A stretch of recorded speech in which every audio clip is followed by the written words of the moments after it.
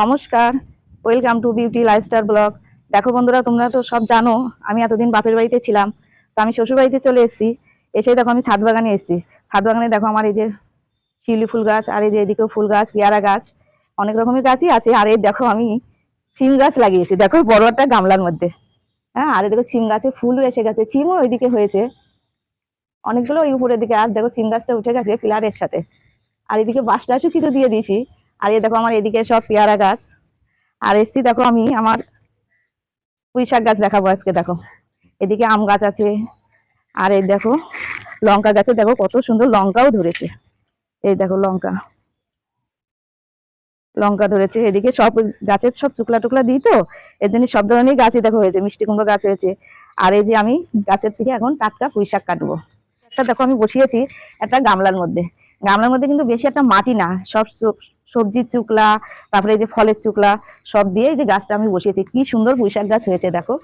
পুঁই শাক আজকে কেটে আমি রান্না করব। পুঁই শাকগুলো একটু কাটবো, টাটকা গাছের পুঁই শাক তো। আর পুঁই শাক দেখো অনেক বড় বড় হয়ে গেছে। দেখো কি বড় বড় পুঁই শাক গুলো হয়েছে, অনেক বড় বড় পুঁই শাক হয়েছে। তা আমি পুঁই শাক কেটে আজকে রান্না করব কি সেটা আমার দেখতে হলে কিন্তু আমার ভিডিওটা তোমাদের দেখতে হবে। দেখো এক একটা ডালগুলো কি বড় বড় হয়েছে, অনেক বড় বড় হয়েছে ডালগুলো। অনেকটাই কাটা হয়ে গেছে, থাক আর একটু কাটে নি। বাড়িতে তো অনেক লোকজন আছে, সবাই গাছের টাটকা পুঁই শাক। আর পুঁই শাকটা দেখো কি দিয়ে রান্না করব সেটা তোমাদের ভিডিওতে দেখাবো আমি। এখন আমি রান্না করি নিচেই, নিচের তলায় বেশি রান্না করা হয়, উপরেও রান্নাঘর আছে, একটু কম রান্না করি।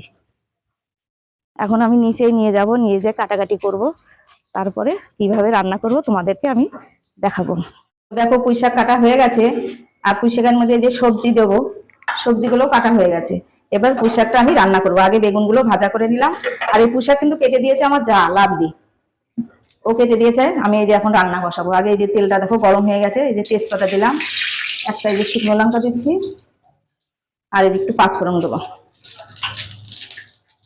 এবার এই যে সবজিগুলো দেবো। সবজিটা এই যে একটু লাল লাল হয়ে গেছে, এবার আমি এই সবজিগুলো আগে দিয়ে দেবো। এটা পুঁই শাক দিয়ে আমি রান্না করব মটরের ডাল। আমাদের তো এখন সব নিরামিষ চলছে, নিরামিষই সব আইটেম গুলো রান্না করব।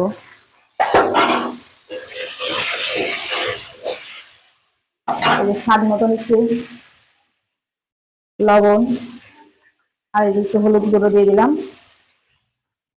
আর এই যে কাঁচা লঙ্কা দিয়েছি, কাঁচা লঙ্কা দিয়ে রান্না করবো এটা। আর এই যে প্রেশারে একটু এই যে মটরের ডাল দেখো একটু ছিটি দিয়ে নিয়েছি, এক দুটো ছিটি দিয়েছি, একটা কি দুটো।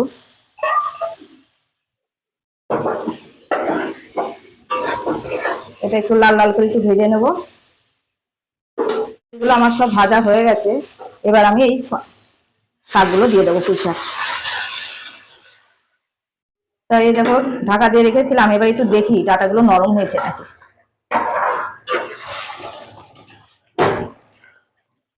ডাটাটা যদি নরম হয়ে যায় তাহলে দেখবো হয়ে এসছে। হ্যাঁ, নরম হয়ে গেছে। এবার একটু স্বাদ মতন মিষ্টি দেবো, মিষ্টি না দিলে তো ভালো লাগবে না। এ দেখো একটু যে যেমন খাবে সেই যেমন একটু মিষ্টিটা দেবে। মিষ্টি আমি একটু কমই দিই রান্নাতে, মিষ্টি বেশি রান্না খাওয়া ভালো না। তাই একটু পুঁই শাক দিয়ে তো মটর ডাল হচ্ছে, এর জন্য একটু হালকা একটু মিষ্টিটা দিলে টেস্টটা ভালো হয়। দেখো আমার এই যে ডালটা হয়ে গেছে, এবার আমি ঢেলে ফেলবো। এই দেখো ডালটা দেখো কি সুন্দর হয়ে গেছে। এই যে পুঁই শাক দিয়ে ডাল আমার এই যে হয়ে গেছে, এবার আমি ঢেলে ফেলবো। এমনি আরো বাকি রান্না আছে, সেগুলোও দেখাবো। আমি সেসব রান্না তো, আর এটা কিন্তু আমার নিচের রান্নাঘর, দোতলাতেও আছে রান্নাঘর, সেটা একটু কমই রান্না করি। আমি নিচতলা রান্নাঘরে রান্নাটা করি বেশি। এই দেখো মটরের ডাল পুঁই শাক দিয়ে আমার সবজি দিয়ে কমপ্লিট। এটা খাওয়াও ভালো, ডালও খাওয়া হয় একসাথে, সবজিটাও খাওয়া হয়ে যায়, তার সাথে আমার শাকও খাওয়া হয়ে যায়। তো দেখো আমি আরেকটা রান্না করব, শস্য পোস্ত দিয়ে পটল রান্না করব। তার জন্য যে লবণ নিতে আগে পটলগুলো আগে সব মেখে নিয়েছি, আর এই পটলগুলো সব আগে ভেজে নেবো। পটল সবগুলো লাল লাল করে আগে ভেজে রাখবো। পটলগুলো একটু ভাজা হোক লাল লাল করে, লাল লাল করে ভেজে নিয়েছি। এই যে সব এবার তুলে নেবো। এই আর কটা আছে, আর একবারকে ভেজে নেবো। তার আগে তোমাদের দেখাই যে পটলগুলো দেখো, এই মাথা আর ও মাথা এই যে একটু খেয়ে নিয়েছি, যাতে এর মধ্যে লবণ জলটা ভালো ঢোকে। তো আমার আর একবার দিলেই হয়ে যাবে। তো আমি এর মধ্যে আগে একটু সাদা জিরাটা দেবো, একটু সাদা জিরাটা দিয়ে নিলাম, দিয়ে এই পটলগুলো ভেজে নেবো আর কি।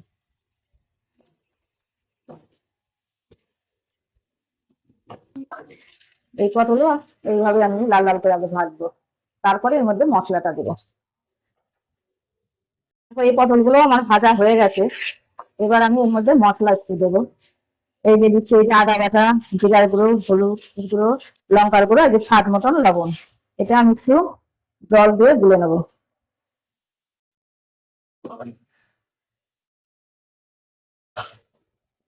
আর এই ভেজে রাখা পটলগুলো দিয়ে দেবো এর মধ্যে সব।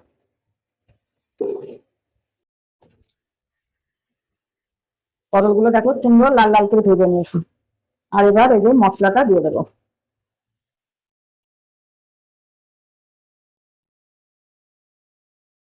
একটু জল দিয়ে দেবো।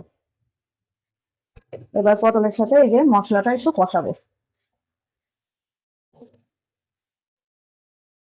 আর এর মধ্যে কটা কাঁচা লঙ্কা দেবো, কাঁচা লঙ্কার গন্ধটাও বেশ সুন্দর লাগে, এই জন্য কটা কাঁচা লঙ্কাও দিয়ে দিলাম।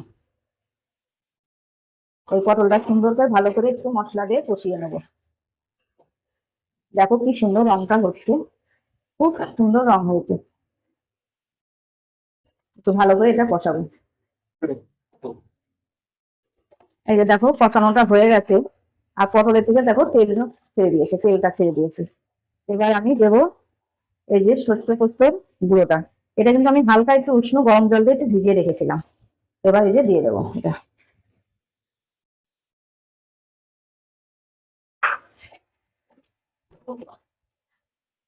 দেখো কি সুন্দর, দেখো হয়েছে, খুব সুন্দর কিন্তু হয়েছে। তোমরাও দেখতে পাচ্ছ, এটা কিন্তু বেশিক্ষণ রান্না করতে টাইম লাগে না। পটলটা যা একটু ভাজতে টাইম লাগে। রান্না দেখো আমার হয়ে এসছে, একটু স্বাদ মতন একটু মিষ্টি দেবো, হালকা একটু মিষ্টি দিলাম।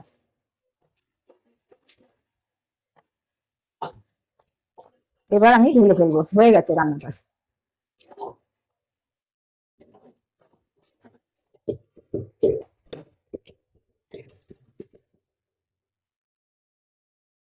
এই যে শস্য পটল পোস্ত আমার রান্না হয়ে গেল। এবার একটু আমি চাটনি করব, জলপাইয়ের চাটনি। সিদ্ধ করে রেখেছিলাম জলপাইগুলো,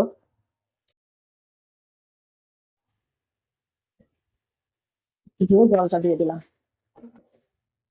স্বাদ মতন একটু লবণ দেবো, আর অল্প একটু হালকা একটু হলুদ দেবো, বেশি দেবো না। জলপাইয়ের চাটনি কিন্তু রান্না করতে বেশি টাইম লাগে না, জলপাই সিদ্ধ করতেও বেশি একটা টাইম লাগে না।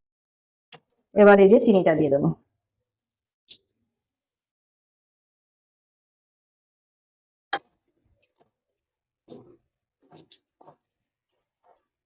এই চিনিটা দিয়ে ভালো করে একটু ফুটাবো,